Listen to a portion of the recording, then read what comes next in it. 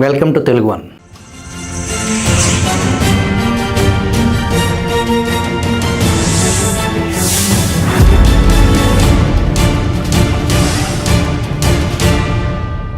YS Rajasekhara Reddy 1999లో ఖచ్చితంగా ముఖ్యమంత్రి కావాలి అని కాంక్షిస్తూ రాజశేఖర రెడ్డి శ్రీమతి వైఎస్ విజయలక్ష్మి జీసస్ ఫోటోతో పాటు వెంకటేశ్వర స్వామి ఫోటో కూడా పెట్టి పూజించడం మొదలుపెట్టారు. అందుకు కారణం లేకపోలేదు. ఎర్రం స్వర్ణలతారెడ్డి విజయలక్ష్మికి స్వయాన తోబుట్టువు. ఆమె వెంకటేశ్వర స్వామి భక్తురాలు. స్వర్ణలతారెడ్డి భర్త ఎర్రం వెంకట సుబ్బారెడ్డి, వైవి సుబ్బారెడ్డిగా ప్రసిద్ధి. జగన్ పిన్ని భర్త. పోచంరెడ్డి విజయలక్ష్మి, స్వర్ణలతారెడ్డి, రవీంద్రనాథ్ రెడ్డి ముగ్గురు తోబుట్టువులు. వీరి తండ్రి పోచంరెడ్డి రామానుజులారెడ్డి, తల్లి తులసమ్మ. రామానుజం పేరు వైష్ణవ సమాజానికి గురువు, పెద్ద దిక్కు. వెంకటేశ్వర స్వామి నామాలకు తీపి గుర్తు. దక్షిణ భారతదేశంలో భక్తి మూమెంట్ కారకుడు. తల్లి పేరు తులసమ్మ. హిందూ మతంలో తులసి అనే పదానికి ఎంత పవిత్రత ఉంటుందో మీకు వేరే చెప్పాల్సిన అవసరం లేదు. విజయలక్ష్మి రామానుజుల రెడ్డి తులసమ్మ కూతురు. అందున చెల్లి స్వర్ణలత వెంకటేశ్వర స్వామి భక్తురాలు కావటం, తోబుట్టు ప్రోత్సాహం మేరకు విజయలక్ష్మి పూజా మందిరంలో వెంకటేశ్వర స్వామి చిత్రపటం వచ్చి చేరింది. ఇందులో తప్పు పట్టాల్సిన అంశం ఏమీ లేదు. వాస్తవానికి అన్ని మతాలను సమానంగా చూడటం మానవవాదంలో అతి ముఖ్యమైన లక్షణం. అది మంచి లక్షణం. ఇక్కడ వరకు బాగానే ఉంది. కానీ 1999లో రెండోసారి నారా చంద్రబాబు నాయుడు ముఖ్యమంత్రి అయ్యారు. వైఎస్ రాజశేఖర రెడ్డి ముఖ్యమంత్రి కళ ఆవిరైంది. ఉరుమి మంగళం మీద పడినట్లు అందరూ విజయలక్ష్మి మీద పడ్డారు. మంగళం అంటే ఏంటో పట్టణాల్లో ఉండేవారికి తెలియదు, గ్రామాల్లో ఉండేవారికి ఖచ్చితంగా తెలుస్తుంది. ఓటి కుండ, కొంచెం పగులిచ్చిన కుండ తీసుకుని చేయి పట్టే అంత రంధ్రం చేస్తారు. మంగళంలో ఎండుమిరపకాయలు, పేలాలు, పల్లీలు వంటివి వేయిస్తూ ఉంటారు. సరే, అసలు విషయానికి వద్దాం. 1999లో రాజశేఖర రెడ్డి ముఖ్యమంత్రి అవ్వకపోవటానికి ప్రధాన కారణం సైతాన్ ఇంట్లో పెట్టొద్దు అని చెప్పినా వినలేదు అని కుటుంబ సభ్యులు నిందించారంట. సైతాన్ కారణంగానే వైఎస్ఆర్ నాడు ముఖ్యమంత్రి కాలేదు అని వైఎస్ కుటుంబం బలంగా నమ్మిందంట. ఇక్కడ సైతాన్ అంటే వెంకటేశ్వర స్వామి, ఆయన పటం. ఆ కారణంతో ఇంట్లో నుంచి వెంకటేశ్వర స్వామి ఫోటోను తీసేశారు. ఆనాటి నుంచి కరటుగట్టిన క్రిస్టియన్గా విజయలక్ష్మి మారిపోయారు. ఎవరన్నా శుభలేఖ ఇద్దానికి ఇంట్లోకి వస్తే ఆ శుభలేఖ మీద వెంకటేశ్వర స్వామి బొమ్మ కానీ వినాయకుడు కానీ ఉంటుందని చెప్పేసి లోపలికి రానిచ్చేవాళ్ళు కాదంట. 2004లో రాజశేఖర రెడ్డి ముఖ్యమంత్రి అవ్వటం వారి నమ్మకాన్ని మరింత పెంచింది. నాటి నుంచి నేటి వరకు శ్రీమతి విజయలక్ష్మి నల్ల అట్ట పుస్తకం, ఆ బైబిల్ను విడవకుండా అనునిత్యం ఆమె చేతిలో ఉండేలా చూసుకునేవారు. 2014 ఎన్నికల్లో విశాఖపట్నం పార్లమెంటు వైసీపీ అభ్యర్థిగా విజయలక్ష్మి ఓడిపోయారు.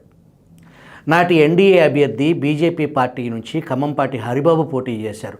ఎవరు ఊహించిన విధంగా వైఎస్ విజయలక్ష్మిపై హరిబాబు 90,488 ఓట్ల మెజార్టీతో గెలుపొందటం వైఎస్ కుటుంబాన్ని ఆశ్చర్యానికి గురి చేసింది. హరిబాబు ఎవరికీ తెలియదు. అట్లాంటిది రాజశేఖర రెడ్డి శ్రీమతి మీద గెలవటమా, అంత మెజార్టీయా? 2019 సార్వత్రిక ఎన్నికల వ్యూహరచనలో వైసీపీ పార్టీ నిమగ్నమై ఉంది. బీహార్కు చెందిన ప్రశాంత్ కిషోర్ను వ్యూహకర్తగా నియమించుకున్నారు. వైఎస్ విజయలక్ష్మి ఓటమికి ప్రధాన కారణం నాటి NDA party Hindu vote bank కూడా ఒక ప్రధాన కారణం అని నమ్మిన ప్రశాంత్ కిషోర్ సన్ ఇంటర్నేషనల్, విశాఖపట్నం, హైదరాబాద్ 8575795757. హిందూ ఓట్ల కోసం జగన్ హిందూ మత ఉదారవాది అని ప్రజలు నమ్మించడానికి పక్కా వ్యూహంతో భాగంగా విశాఖ శారదాపీఠం స్వరూపానందను రంగంలోకి దించారు. నాటకంలో మొదటి ఘట్టం ఋషికేశ్లో జగన్మోహన్ రెడ్డి వస్త్రధారణ. అమలాపురం శర్మగారి మనవడు ఉపనయనం మాదిరి గెటప్లో జగన్ నీళ్లలో మునగటం, హోమం నిర్వహించడం ఆనాడు జరిగింది. ఈ తంతును ఆంధ్రప్రదేశ్కు ప్రత్యేక హోదా కొరకు ఋషికేశ్లో జగన్మోహన్ రెడ్డి ప్రత్యేక పూజలు నిర్వహించినట్లు సాక్షి పత్రిక, సాక్షి టీవీ రిపోర్ట్ చేశాయి. ఇటువంటి కార్యక్రమానికి జగన్ మినహా జగన్ శ్రీమతి భారతీరెడ్డి, ఇతర కుటుంబ సభ్యులంతా దూరంగా ఉన్నారు.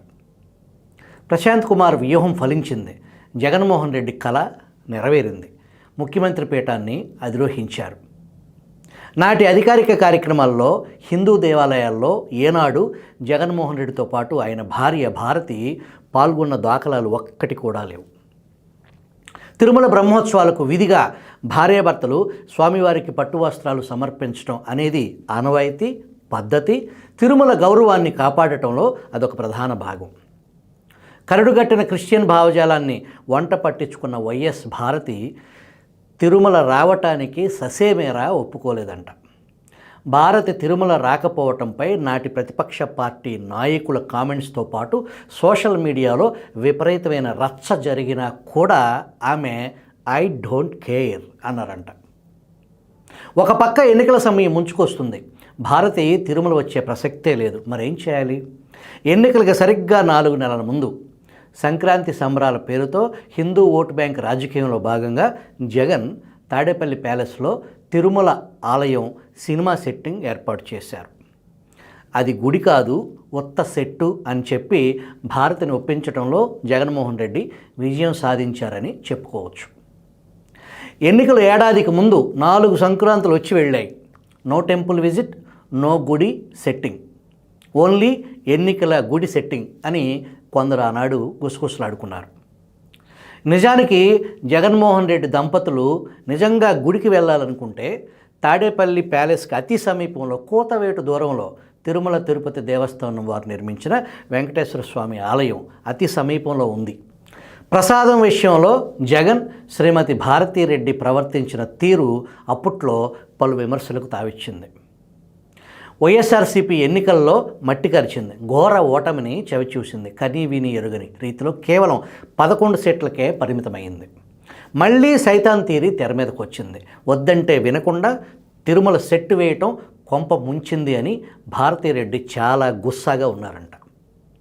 మొన్న జరిగిన వినాయక చవితి వేడుకల్లో జగన్ పాల్గొనకుండా బెంగళూరుకి హుటాహుటిన జంప్ అవటానికి కారణం కూడా భారతీరెడ్డి అనే గుసగుసలు వినిపించాయి.